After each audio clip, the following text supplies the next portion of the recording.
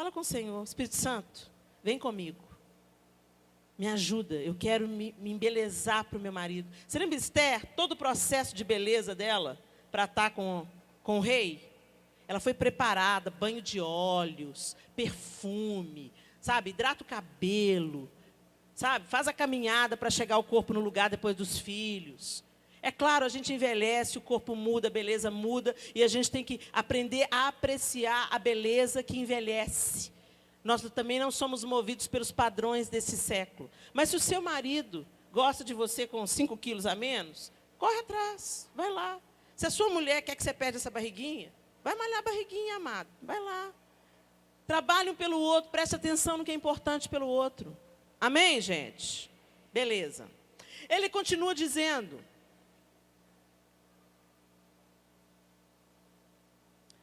não haja obscenidade, nem conversas tolas, nem gracejos imorais.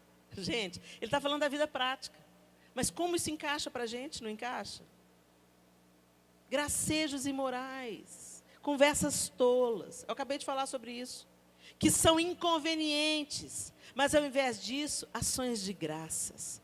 Porque vocês podem estar certos disso. Nenhum imoral, ou impuro, ou ganancioso, que é idólatra, tem herança no reino de Cristo e de Deus. Ninguém os engane com palavras tolas, pois é por causa dessas coisas que a ira de Deus vem sobre os que vivem na desobediência. Olha aí a desobediência. Olha aí a palavra de novo. Portanto, não participem com eles dessas coisas. Ok. Dá uma olhada para o mundo. Dá uma olhada para os casamentos que você conhece, de pessoas que vivem na desobediência de Deus. Porque tem gente, que não é crente, mas vive na obediência a Deus. Por exemplo, eu conheço muitos católicos admiráveis, porque vivem na obediência a Deus. Estou falando disso, não. Eu estou falando daquelas pessoas que você conhece. Às vezes você conhece um crente que vive na desobediência a Deus. Dá uma olhada para o casamento dele. Dá uma olhada para o mundo. Gente, dá uma geral no mundo hoje. Nos nossos modelos de casamento. Televisivos. Fátima Bernardes e William Bonner, gente, era um padrão para o Brasil. E você vê que até o que não é crente choca. Quando eles anunciaram o fim do casamento, como abalou o Brasil inteiro, como todo mundo se entristeceu. O primeiro impacto que gerou foi aquele impacto de, puxa, que pena. Não acredito, não é assim? Por quê? Porque, gente, quer o homem, quer não, por mais moderninho que todo mundo seja, o primeiro impacto traz a verdade para cima. Depois se disfarça na modernidade. Não, o que é importante é ser feliz, a fila anda, vão beijar na boca, vão ser felizes, entendeu? Mas o primeiro impacto traz a verdade à tona. Eu não conheço ninguém que ficou feliz, achando o máximo o casamento do William Bonner e da Fátima Bernardes terminar. Por quê? Porque nós não nascemos para isso. Nós fomos feitos para viver a plenitude, uma família feliz, um casamento bacana. E não é casamento de aparência, não. Não é ficar casado por ficar casado, não. É ficar junto porque se quer ficar junto. Porque se ama um ao outro. Porque se investe nisso todo dia. Gente, casamento feliz não brota. Casamento feliz é cultivado. A mesma coisa que funciona na agricultura, funciona para o casamento. Se você quer ter um casamento feliz, você tem que adubar, você tem que podar, você tem que afastar as pragas. É a mesma coisa. Mas a gente pensa, casou? Agora deixa a vida me levar. Não vai rolar.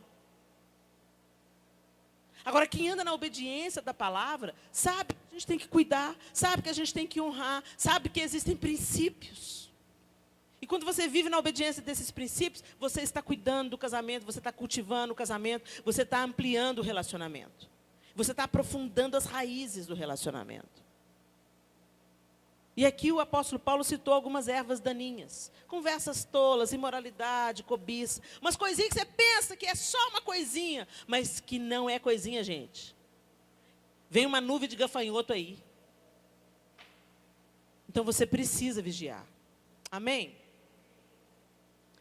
O apóstolo Paulo continua transcorrendo uma série de coisas.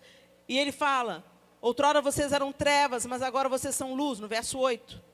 Vivam como filhos da luz, pois o fruto da luz consiste em toda bondade, justiça e verdade. E aprendam a discernir o que é agradável ao Senhor. Não participem das obras infrutíferas das trevas. Não participe. Não é porque todo mundo está fazendo que é para você fazer.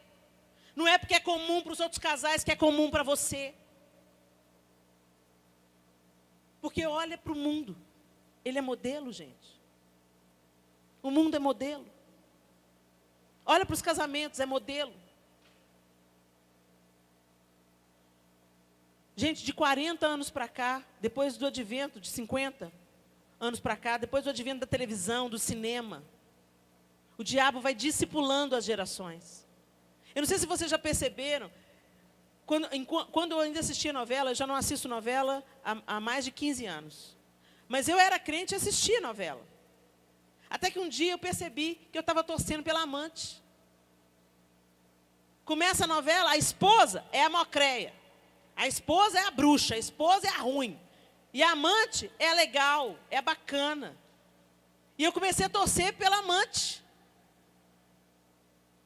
Os valores vão sendo invertidos. E isso não foi feito repentinamente, gente. Isso foi feito paulatinamente. Se você quer ter um casamento feliz, você vai ter que investir. Porque senão você vai colher do fruto das suas escolhas. É simples. Se você não leva a palavra de Deus a sério, é simples. Se você não tem temor no seu coração, nem reverência. Se tem uma coisa que eu tenho orado a Deus e pedido a Deus, é aumenta o temor no meu coração. Porque a nossa geração perdeu o temor. A nossa geração sobe no altar de qualquer jeito. A nossa geração zomba de Deus. E a Bíblia diz que de Deus não se zomba. A nossa geração se permite, para rir um bocado, profanar coisas que são santas. A nossa geração banalizou a graça pela falta de temor. A Bíblia diz que o temor do Senhor é o princípio da sabedoria. E o sábio é aquele que acrescenta vida aos seus dias. Prosperidade, bênção a todos os que estão ao seu redor. E o tolo destrói tudo ao redor. Porque falta temor, reverência, falta sabedoria. No mesmo capítulo 5 de Efésios, o apóstolo Paulo fala, enchei-vos do Espírito. Gente, se a gente é cheio do Espírito, a gente vence. Se a gente não é cheio do Espírito, a gente vai sucumbir. E é tão interessante que ele fala, enchei-vos como? Interessante que ele fala, na minha Bíblia aqui, está escrito assim, olha, para esses primeiros versículos está escrito, é vida com Deus. Aí o subtítulo antes do verso 15 é vida em comunidade. E a partir do verso 22, deveres conjugais. Vida em comunidade, relacionamento uns com os outros. Isso também inclui o cônjuge. E aí fala, enchei-vos do Espírito. Começa no verso 15 dizendo, tenham cuidado com a maneira como vocês vivem. Que não seja como insensatos, mas como sábios. Aproveitando ao máximo cada oportunidade, porque os dias são maus. Portanto, não sejam insensatos, mas procurem compreender qual é a vontade do Senhor. Não se embriaguem com vinho, que leva à libertinagem, mas deixem-se encher pelo Espírito. Essa tradução está dizendo, deixe-se encher pelo Espírito.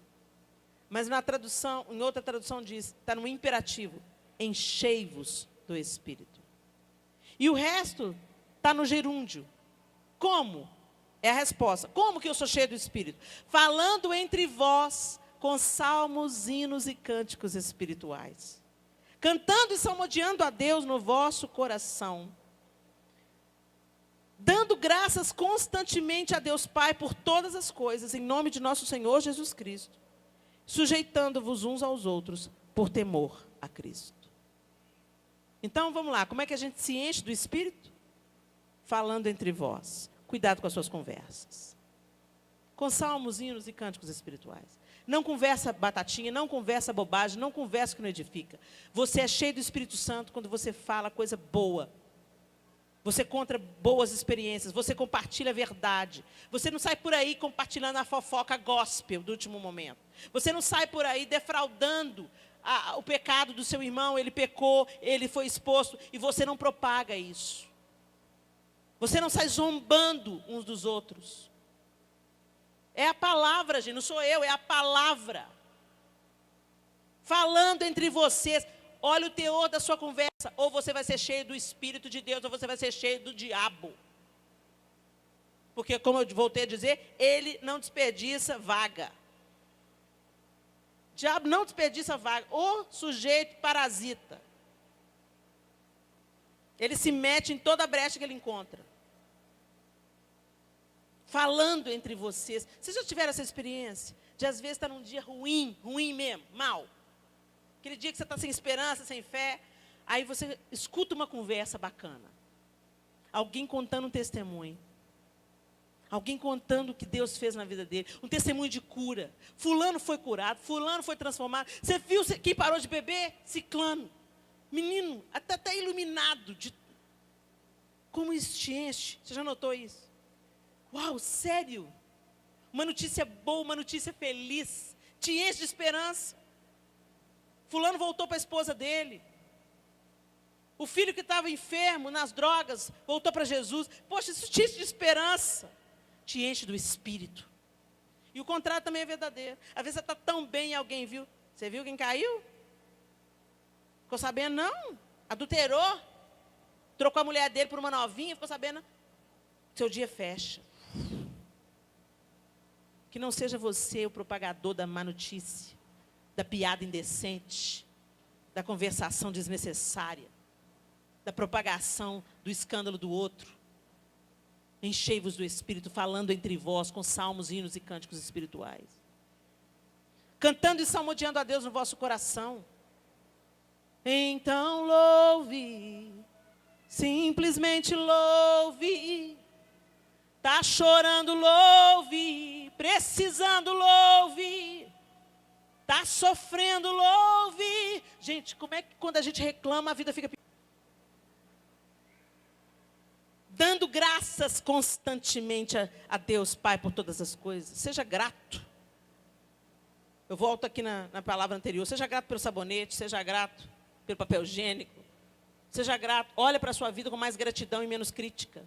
Coloca a lupa naquilo que está bom e não naquilo que está ruim. Amplia o que já está bom e minimiza o que está ruim. Para que você vai dar mais poder para esse bicho? Uma vez minha mãe chegou lá em casa, começou a choramingar comigo, porque meu pai estava numa fase difícil. Minha mãe nunca de reclamar, eu falei, bom, deixa ela reclamar, porque tem que desabafar também. Mas tem que desabafar no lugar certo. Acolhi minha mãe, deixei ela falar, e falei assim, Deus, e agora o que eu vou falar para minha mãe? Uma palavra de esperança, uma palavra de conforto, me ajuda aqui, Espírito Santo. Quando ela falou tudo que ela queria do meu pai, eu virei para ela e falei assim, mãe, a senhora lembra aquele dia que nós fomos buscar o papai lá no boteco?